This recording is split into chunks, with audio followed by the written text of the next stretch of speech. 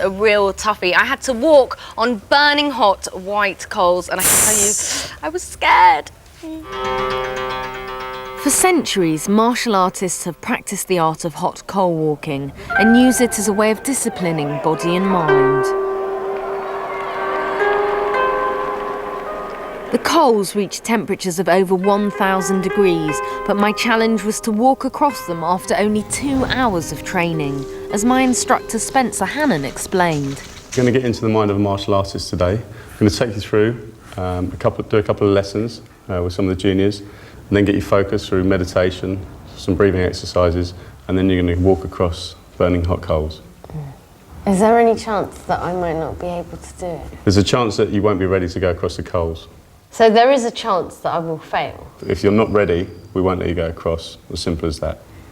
Should we go and look at the coals? Let's go and look at the coals. I don't feel good about this.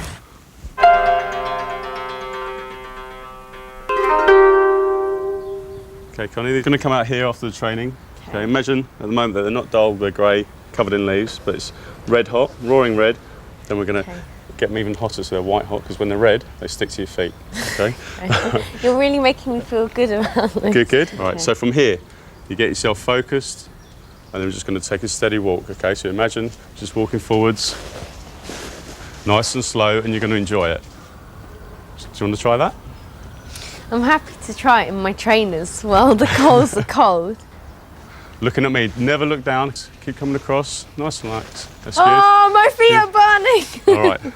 Now, at the moment, you're wearing shoes. Yeah. Okay, imagine doing that, where it's red hot, white hot. Okay, really hot, with bare feet. As the other instructors prepared the pit for the evening, I took a moment to contemplate what lay ahead. I am the disco. And they're stoking up the fire with coal and wood, and that is where I'm going to be walking. I feel really, really scared. I really don't want to do it. And I know that I've got to do it. I really want to chicken out. Really, I'm thinking, I don't want to do it. But I couldn't sit around thinking about it any longer. It was time to get into my martial arts suit, or gi. Okay, all kitted up and ready for training. And the good thing about the gi is that it stops before the ankle, so it won't get burnt. I might, but it won't. The first part of my training involved joining a karate class to help me think like a martial artist and focus body and mind. But although it was enjoyable, it didn't make me feel any better about the walk. I'm not 100% convinced that it's made any difference to my state of mind or whatever, but I don't think I even did very well. So yeah, here's hoping. I'm so nervous. I'm so nervous that I'm gabbling, that's why I'm talking lots, because that's what I do when I'm nervous. And yeah, I've just got pictures of that fire in my head. And with only an hour left until my challenge, the coals were really starting to heat up. What happens if I'm the one person where they think that I'm in the zone, but I'm not in the zone, and then my feet burn? Scary. The next stage of my training involved learning how to breathe properly with chief instructor and hot coal walking expert Bill Tanaki. Breathe this way. Pushing out. And then pushing the stomach out slowly. Bill's teaching us to breathe like when we were babies, and you're not allowed to use your upper body, you have to use your stomach. So you have to breathe in and push your stomach out, and then breathe out and push your stomach in. And that way you use more of the oxygen and you flood your body with oxygen. But actually, it's quite difficult. I know that sounds weird. Well done. Right, Connie, let's just go for us here. Now push my hand away. Just with that, beautiful. Now, breathe out slowly, slow. Now, out slowly and suck the stomach in. That is superb. Keep going. That's it, and make the noise. There you are. And now breathe out. And suck. That is absolutely, there it is. And now push my hand away. Absolutely superb. For the breathing to be most effective, it has to be done quickly to inhale as much air as possible. When we lock it, you're going to look for this glazed look that I'm looking for across the eyes. All right, and that is the look that I will be looking for before you go over those coals.